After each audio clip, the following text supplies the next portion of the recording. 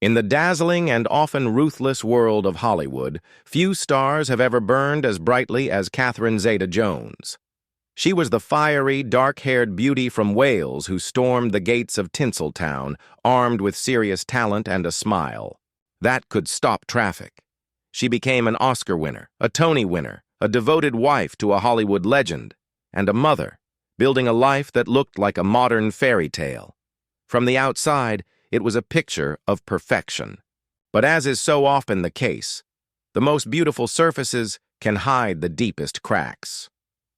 To the world, she's a timeless star and one half of a legendary Hollywood power couple. But behind the glamorous facade of Catherine Zeta-Jones's life lies a story of silent struggle you've probably never heard. As she steps back into the spotlight as the iconic Morticia Addams, the untold story of her private battles with her health and a marriage pushed to its breaking point reveals a side of her life that is truly astonishing. This is the story of the battles she waged in secret and the quiet resilience of a woman who has endured the very worst that fame and life can throw at you. Long before the flashbulbs and red carpets, there was Catherine Jones, a girl from Swansea, Wales. Born to a mother who was a seamstress and a father who ran a candy factory, her life was a world away from the Hollywood hills. Yet, from a young age, it was clear she was destined for something more. She was a natural performer, the local star in her school's stage productions, with a stunning voice and a presence you couldn't ignore. Her ambition was a fire that her humble beginnings couldn't contain. She added Zeta to her name, a tribute to her grandmother, and set her sights on the world. Her talent was undeniable. Her big break came as a teen when she was cast in a London West End production of 42nd Street. But even then, a shadow of future challenges made a brief, terrifying appearance. A viral infection as a child had been so severe that doctors had to perform a tracheotomy, a procedure that left her with a permanent scar on her neck. It was a physical reminder of a battle she'd already won, and a strange preview of the internal battles she would fight for her own well-being years later. But Catherine was a fighter. She transitioned from stage to screen, and her stunning looks and charisma made her an instant star in the UK on the TV series The Darling Buds of May. But London wasn't big enough. Hollywood was calling, and she was determined to conquer it. Her arrival in 1998 wasn't just an entrance. It was an explosion. In The Mask of Zorro, opposite Antonio Banderas, she wasn't just another pretty face. She was a force of nature, fiery, intelligent, and a masterful swordswoman. The world was captivated.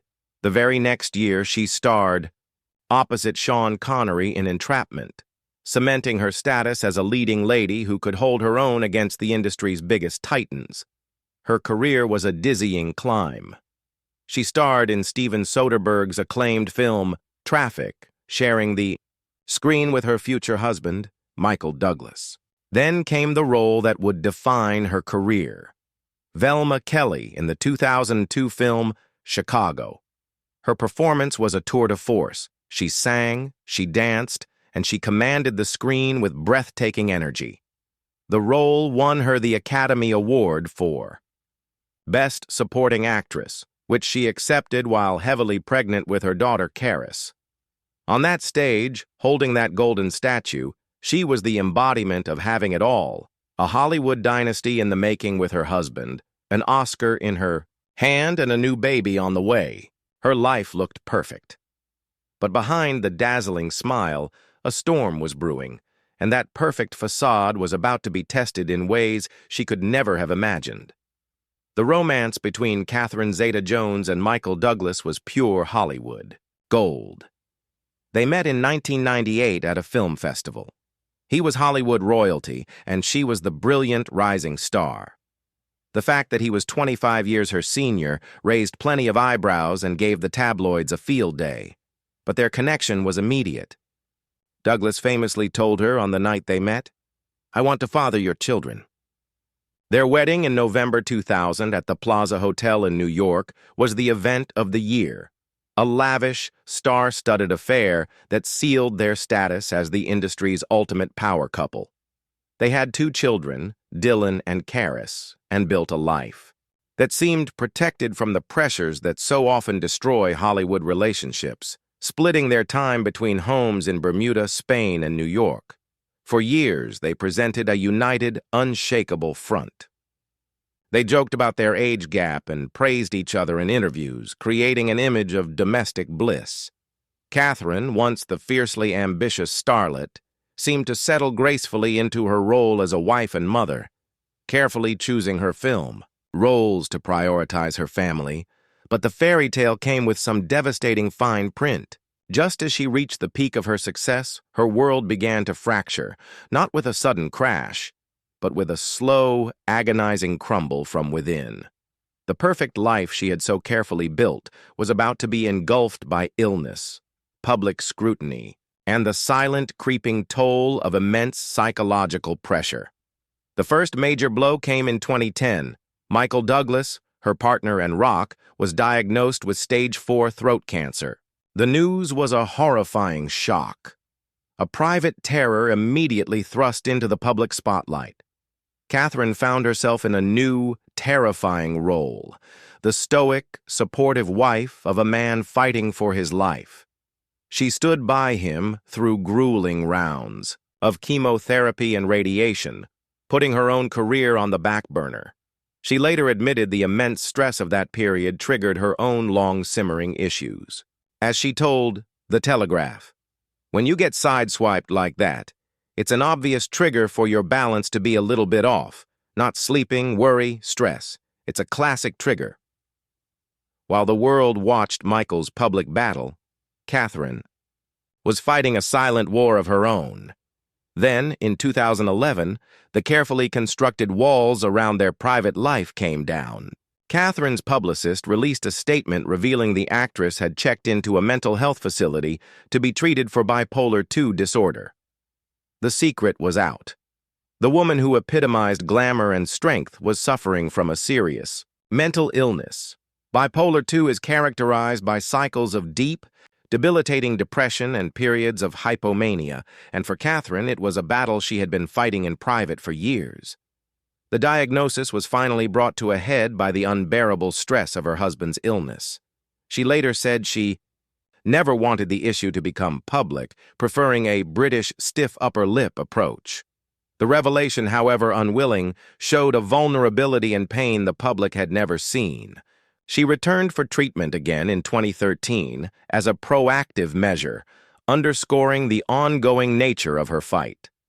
On top of everything, Michael's son from his first marriage, Cameron Douglas, was battling severe drug addiction and facing legal troubles that landed him in prison.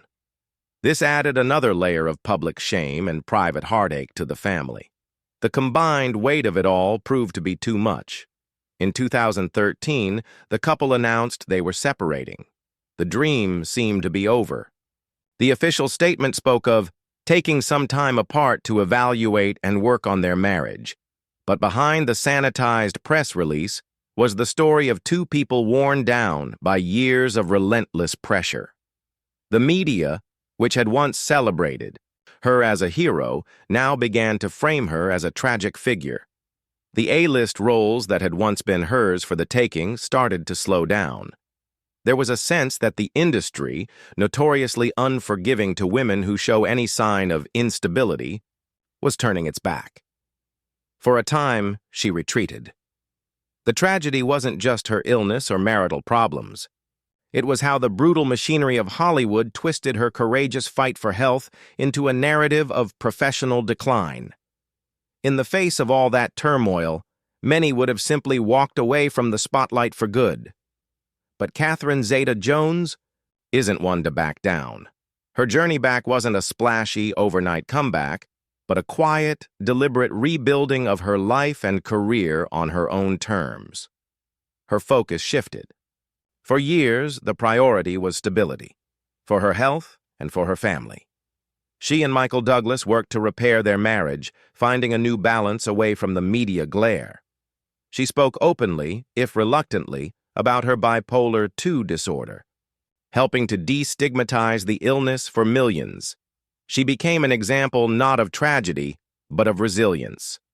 Professionally, she began choosing her projects with care, including a delicious role as actress Olivia de Havilland in the TV series Feud, Bet and Joan.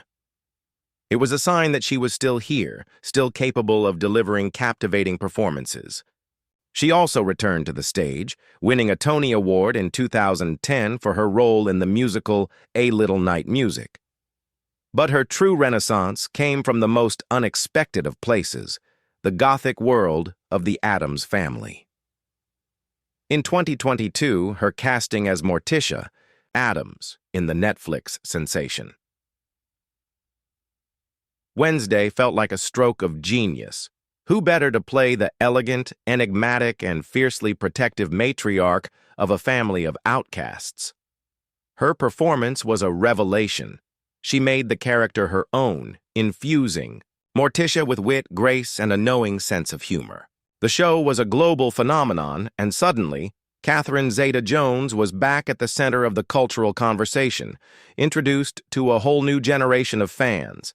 At 55, she is radiating a confidence that is both earned and inspiring. Her career is firing on all cylinders again.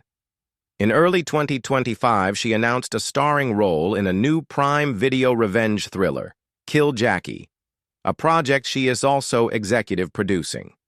She is no longer waiting for Hollywood to call, she is creating her own opportunities.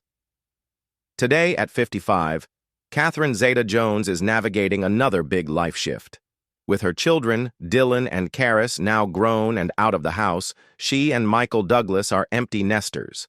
This new phase brings its own dynamic, with the couple facing more time together than ever before after decades of revolving their lives around their kids. As they approach their 25th wedding anniversary in November 2025, Catherine speaks of their marriage with a mix of humor and wisdom.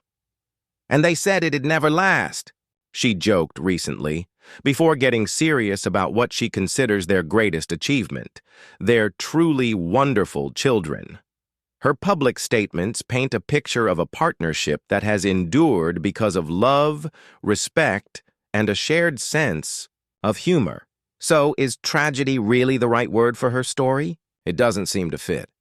It fails to capture the full picture of a woman who hasn't been defeated by her struggles, but defined by how she's faced them. Her story isn't about a fall from grace, but about the immense strength it takes to get back up again and again. She has faced down her husband's terrifying illness, confronted her own mental health demons in the public eye, saw her marriage nearly crumble, and then rebuilt it, and weathered the indifference of an industry obsessed with perfection. Her willingness to be vulnerable has had a powerful impact. By talking about her bipolar disorder, she gave a face to a condition that affects millions, chipping away at the stigma and shame. The real story here is one of incredible resilience. It's the story of a woman who was handed a fairy tale, watched it turn into a nightmare, and found the strength to write her own, more authentic, happy ending. At 55, she is not a tragic figure. She is a survivor and an icon reborn. What are your thoughts on Catherine Zeta-Jones's incredible journey? Have her struggles and triumphs changed how you see the pressures of fame?